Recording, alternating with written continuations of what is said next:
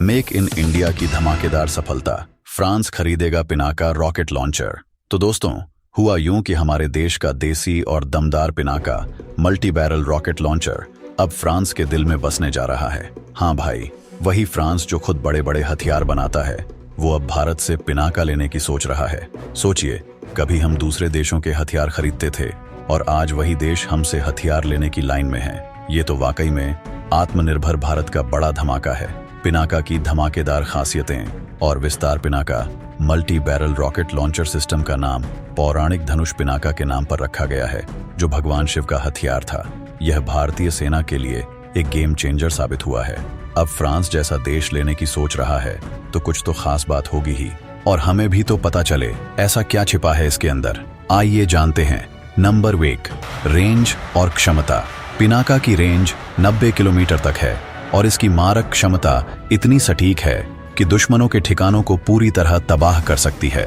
इसके नए advance variants की रेंज को बढ़ाकर 120 किलोमीटर तक करने की योजना भी चल रही है। अब मैं आपसे एक सवाल पूछना चाहूंगा, क्या आपको लगता है कि ऐसी तकनीक भारत को विश्व स्तरीय रक्षा शक्ति बनाने में मदद करेगी? कमेंट्स में जरूर बताएं। Number 2, multi barrel system. इस सिस्टम की खासियत यह है कि यह एक साथ 12 रॉकेट दाग सकता है, जो दुश्मन के इलाके को पूरी तरह ध्वस्त कर देता है। इसे 44 सेकंड के अंदर लॉन्च किया जा सकता है। Number 3, mobile launching platform. Pinaka system को एक हाईली मोबाइल प्लेटफॉर्म पर लगाया जाता है, जिससे इसे युद्ध क्षेत्र में तेजी से मूव किया जा सकता है। यह किसी भी मौसम और कठिन भूभाग में काम कर सकता है। नंबर 4, हाई एक्यूरेसी और जीपीएस नेविगेशन। इसमें एडवांस नेविगेशन सिस्टम लगा हुआ है, जो इसे दुश्मन के ठिकानों पर सटीक निशाना लगाने में मदद करता है। नंबर 5, स्वदेशी तकनीक। पिनाका पूरी तरह से डीआरडीओ और टाटा एडवांस्ड सिस्टम्स के द्वारा विकसित किया गया है। यह मेक इन इंडिया अभियान का एक आदर्श उदाहरण है। सोचने वाली बात है, फ्रांस का दिल क्यों आया पिनाका पर? चलिए इसका जवाब जानते हैं। अब बात यह है कि करीब 3 महीने पहले फ्रांसीसी डेलीगेशन भारत आया था। उन्होंने पिनाका का डेमो देखा और बोले, ओहो, ये तो कमाल का हथियार है। डीआरडीओ के मिसाइल और टैक्टिकल सिस्टम्स के डायरेक्टर जनरल उम्मालनेनी राजा बाबू ने बताया कि फ्रांस अभी एक्टिवली इस डील के लिए बातचीत कर रहा है। हालांकि बाबूजी ने यह भी कहा कि अभी तक कोई फाइनल समझौता नहीं हुआ है, लेकिन बातचीत जारी है। मतलब भले ही शादी की तारीख तय नहीं हुई हो, लेकिन रिश्ता पक्का हो चुका है। पिनाका का इस्तेमाल भारत पहले ही कारगिल युद्ध में कर चुका है, जहां इसने दुश्मनों के ठिकानों को तबाह कर दिया था। इसके बाद से इसे लगातार अपडेट और मॉडिफाई किया गया है, ताकि यह आधुनिक युद्ध की आवश्यकताओं को पूरा कर सके। क्या आपको लगता है कि भारत को ऐसे और उन्नत हथियार सिस्टम विकसित करने चाहिए?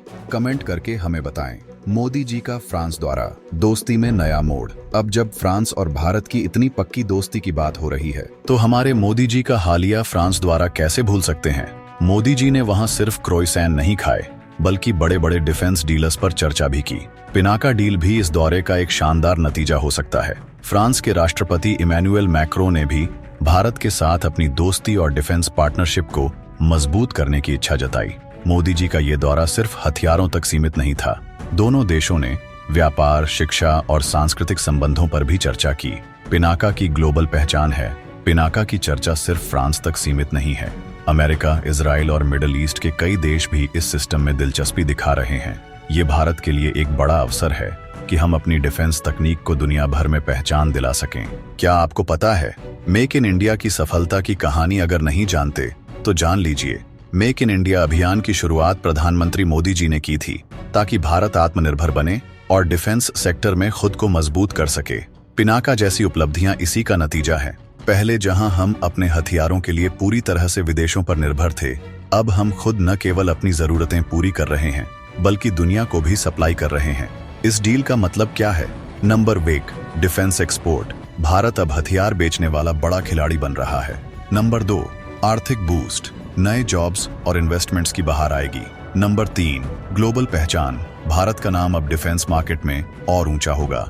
पिनाका की सफलता यह साबित करती है कि भारत टेक्नोलॉजी के मामले में किसी से कम नहीं है। आने वाले समय में भारत और भी एडवांस्ड हथियार सिस्टम्स बनाएगा। डीआरडीओ, एचएएल और प्राइवेट कंपनियां मिलकर देश को डिफेंस सेक्टर में सुपर पावर बनाने की दिशा में काम कर रही हैं। तो दोस्तों, आज हमने आपको मेक इन इंडिया की इस बड़ी सफलता के बारे में बताया। आपको क्या लगता है, ये डील भारत के डिफेंस फ्यूचर को कैसे बदल सकती है और क्या हमें और भी डिफेंस एक्सपोर्टर्स पर ध्यान देना चाहिए? आपके विचार हमें कमेंट्स में जरूर बताएं। अगर आपको ये वीडियो पसंद आया हो तो लाइक करें, शेयर करें और हमारे चैनल द ग्लोबल स्टेज को सब्सक्राइब करना न भूलें। मिलते हैं अगले धमाकेदार अपडेट के साथ। जय हिंद।